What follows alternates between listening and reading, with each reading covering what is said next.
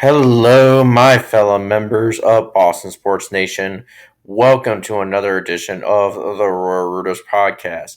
I am your host, Tom O'Shea. It is episode 13 on January the 13th of 2026. Yep, it is almost 8 minutes until January the 14th. But yeah, we're going to try to make this quick as humanly possible. So I wasn't able to watch the game tonight, the Bruins and Red Wings game, because I was at a basketball game.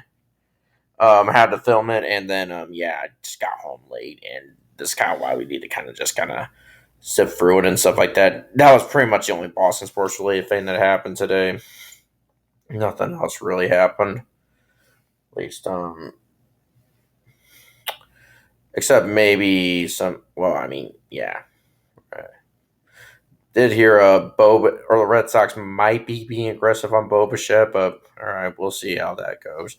All right, let's talk about the Bruins. Here. So, another win. This is three straight. Well, hold on. Yep, this is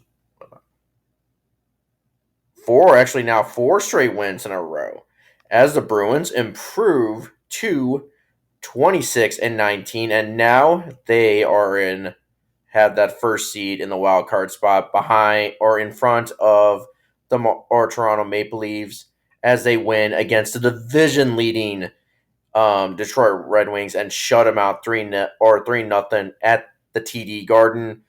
Let's go get into it, shall we? All right. So to begin with, nothing going on until the first period, and then literally 10 minutes and 59 seconds into the second period, Pablo Zacha got his 14th goal of the season to make it 1-0 Bruins, thanks to an assist from Mason Lohrei and Victor Arvidsson.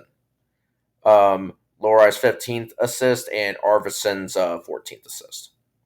And then nothing. That's how the second period came to an end.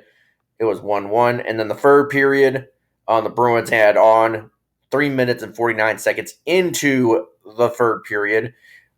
Fraser Midden, he keeps building his legacy here in Boston as he gets his 11th goal of the season to make it 2-0 Boston, thanks on an assist from Charlie McAvoy, 24th, and David Pastrnak, his 37th. And then to wrap it up, 16 minutes and 1 second into the first period and literally 4 or so minutes left in the game, Mark Kaselik, he gets an empty net goal to his seventh goal of the year to make it 3-0 Bruins, thanks on an assist from Tanner Jeannot, his 14th, and Sean Corrali, his 10th assist of this year. And that is where your final score would stand. All right, shots on goal. Bruins led that one 41-24. Power plays, nobody led 0%. Everybody went 0 for 2 in power plays. Penalty minutes, even 4-4. And yeah, that's about it. And then, as I said, Jeremy Swayman, he gets the win and also gets the shutout too. He went, basically did not give up a goal, literally, and 38 saves in the game. Nice. All right, very nice. We're kind of starting to figure it out. Literally, yeah.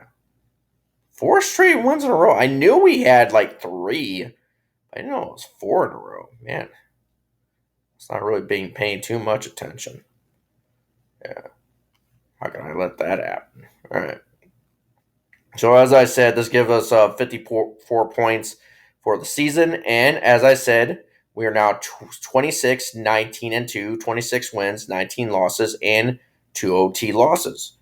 And now, as I said, we are now back in the playoff hunt. We are now in the playoffs. If the season were to end today, we would be that 7th seed or first wild card seed behind the Detroit or in front of the Toronto Maple Leafs. Ugh. We're kind of a little choppy, yeah. And with that win, we kind of did knock the Red Wings out of first place. Now it's the Tampa Bay Lightning. Now they're leading the Atlantic Division. 29 wins, 13 losses, and 3 overtimes. 61 points. Huh. All right. So that's about it. Man, New York kind of has kind of fallen down. Yeah. Oh, so is Vancouver in the West. Hmm. All right. So how many wins the New York Rangers or so they are man -17 differential man. Ugh. So let's see. In their last 10, they're 2-6. The Bruins in their last 10 are 3-1. Nice. All right. Pretty nice. All right. Good. Good. Good. All right. All right. So next game is not until Thursday against the Seattle Kraken at home. I think tomorrow nobody's playing tomorrow. I think. Yeah. Nobody. Bruins are off. The Celtics are off. They don't play again until Thursday either. So yeah, everybody's off.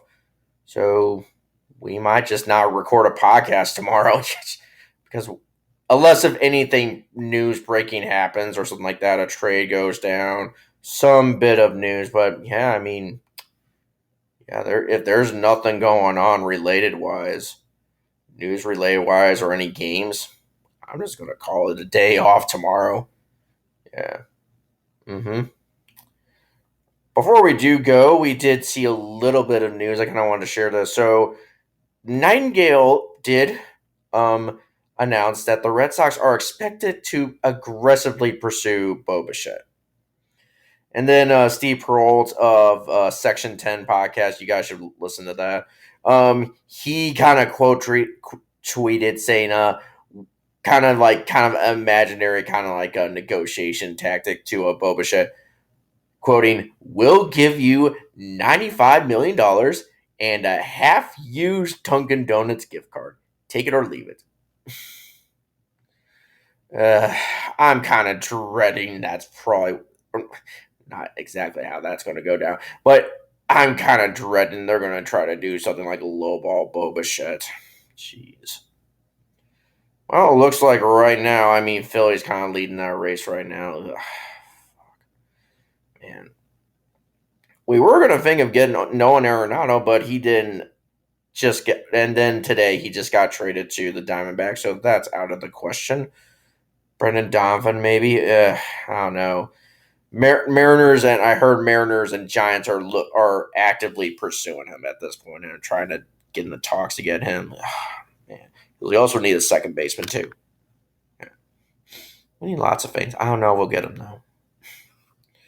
All right.